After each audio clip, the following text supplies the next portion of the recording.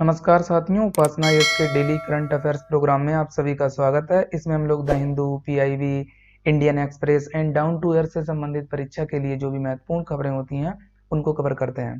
तो साथियों, यदि आप हमारे चैनल पर नए व्यूअर हैं तो सबसे पहले चैनल को सब्सक्राइब कर लीजिए। इसके साथ ही बेल आइकन को भी प्रेस कर लीजिए, जिससे आपको हमारे आने वाले सभी वीडियो की नोटिफिकेशन मिल सके। तो चलिए अब हम लोग आज का सेशन शुरू करते हैं। आज के सेशन की पहली न्यूज है ग्रैंड रेनेसा डैम जल विद्युत परियोजना खबरों में। तो आइए जानते हैं सबसे पहले ये न्यूज में क्यों है। हाल ही में इथोपिया, सूडान और मिस्र ने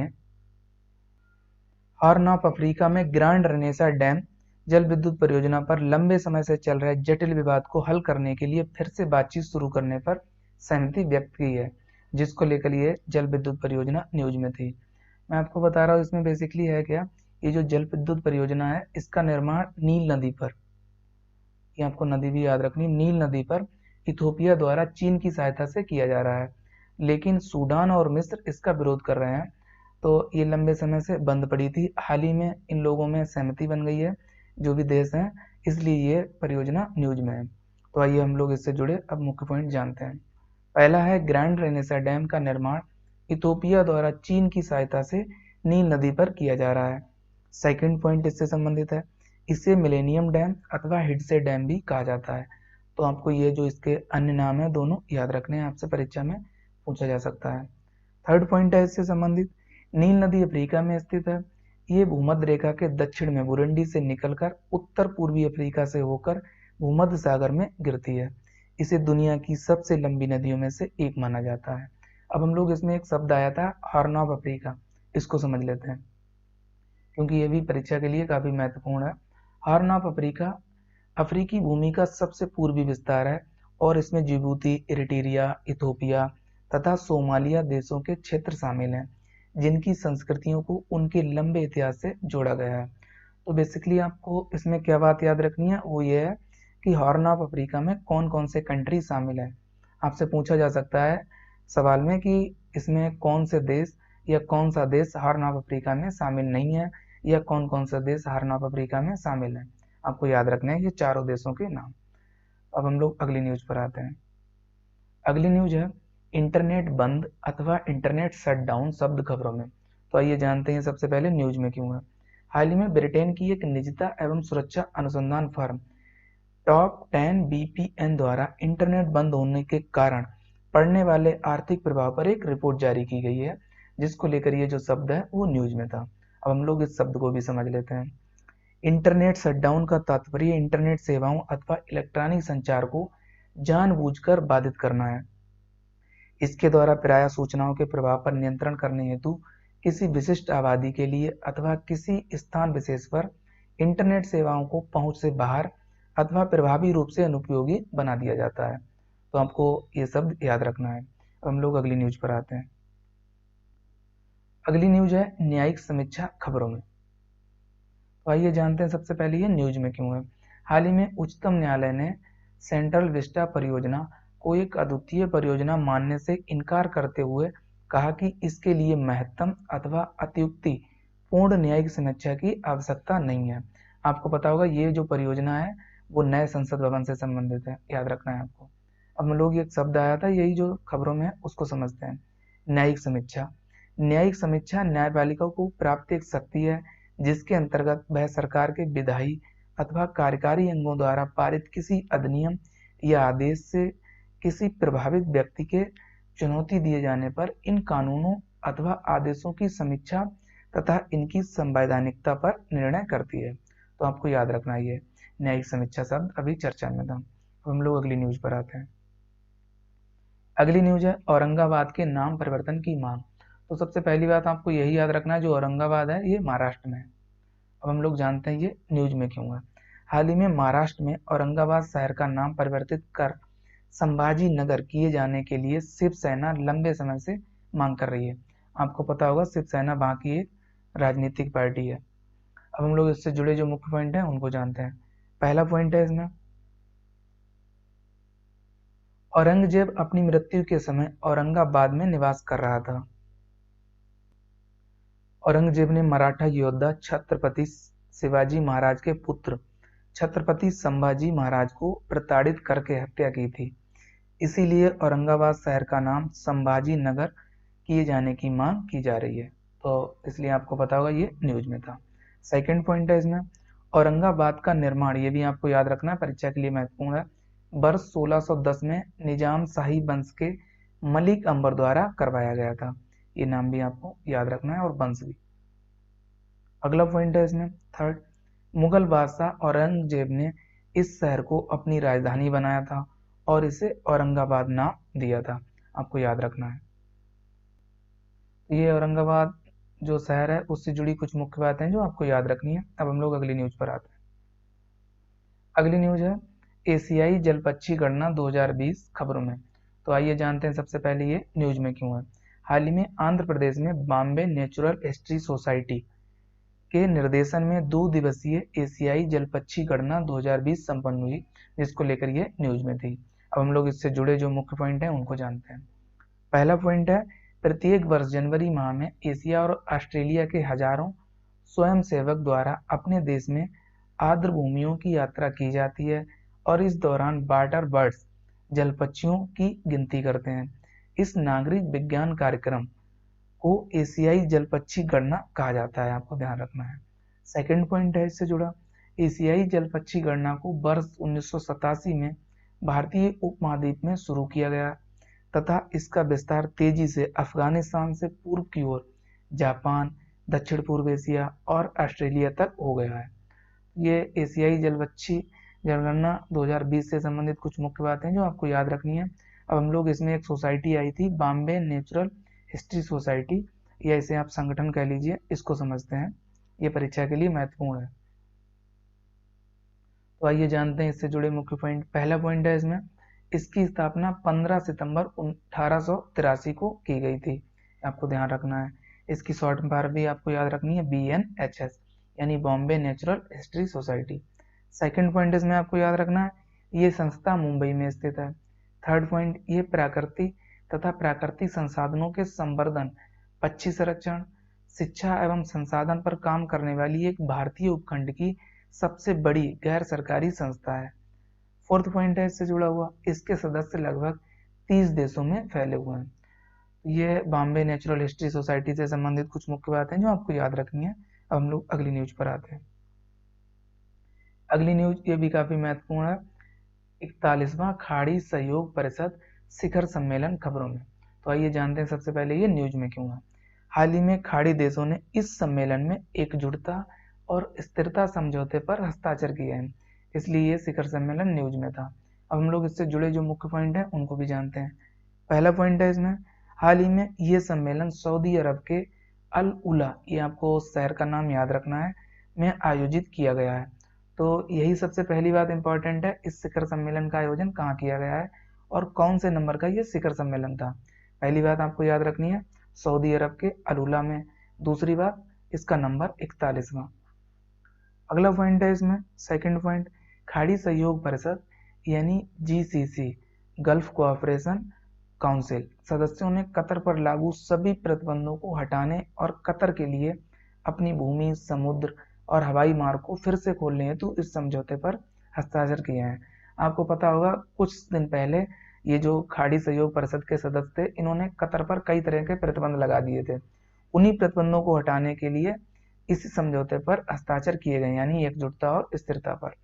थर्ड पॉइंट है इससे जुड़ा हुआ, इस समझौते का उद्देश्य खाड़ी क्षेत्र को बढ़ावा देने के प्रयासों में एकजुटता लाना और खाड़ी देशों के समक्ष मौजूद चुनौतियों, विशेषतः ईरान के परमाणु व बैलिस्टिक मिसाइल कार्यक्रम तथा उसकी अन्य विनाशकारी योजनाओं के कारण उत्पन्न चुनौतियों का एकजुटता से सामना करना है। तो ये आपको ध्यान रखना है। अब हम लोग खाड़ी सहयोग परिषद है, इसको भी जान लेते हैं। इसमें पहला पॉइंट है, ये परीक्षा के लिए काफी महत्वपूर्ण है, आपको याद रखना है। इसकी स्थापना 1981 में की गई थी। सेकंड पॉइंट, यह एक राजनीतिक, आर्थिक, सामाजिक और क्षेत्रीय संगठन है। थर्ड पॉइंट, सऊदी अरब, कुवैत, संयुक्त अरब अमीरात, कतर, बहरीन और ओमान इसके सदस्य हैं। आपको ये जो सदस्य कंट्री हैं उनके नाम याद रखने हैं। फोर्थ, ध्यातव्य की भौगोलिक निकटता, इस्लाम आधारित समान राजनीतिक प्रणाली और सामान्य उद्देश्य के कारण इन सभी देशों के बीच एक विशिष्ट संबंध मौजूद है। फिफ्थ पॉइंट है इससे जुड़ा हुआ, खाड़ी सहयोग परिषद की संरचना में सर्वोच्च परिषद यानी उच्चतम प्राधिकरण, मंत्री स्तरीय परिषद और सेक्रेटेरिएट जनरल आदि शामिल हैं। छठा जो लास्ट पॉइंट है इससे जुड़ा हुआ, इसका सचिवालय सऊदी अरब के रियाद में स्थित है। आपको ये याद रखना है, महत्वपूर्ण है। अब हम लोग अगली न्यूज पर आते हैं। अगली न्यूज है ट्राई फूड पार्क खबरों में। तो आइए जानते हैं इससे जुड़े मुख्य पॉइंट।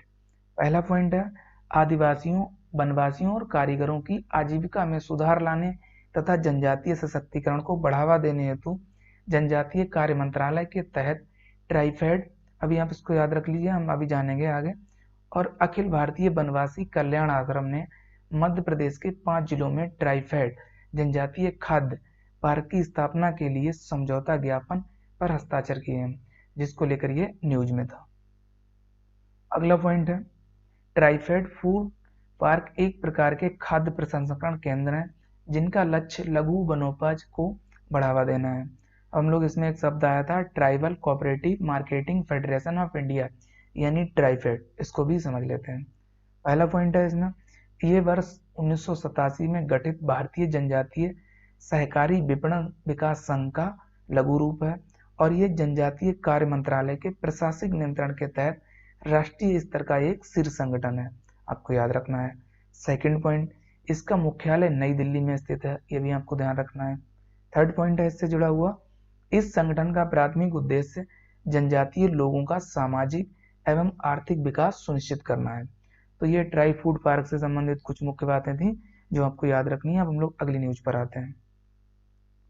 अगली न्यूज है माल ढुलाई व्यवसाय विकास पोर्टल खबरों में। तो आइए जानते हैं ये न्यूज में क्यों है।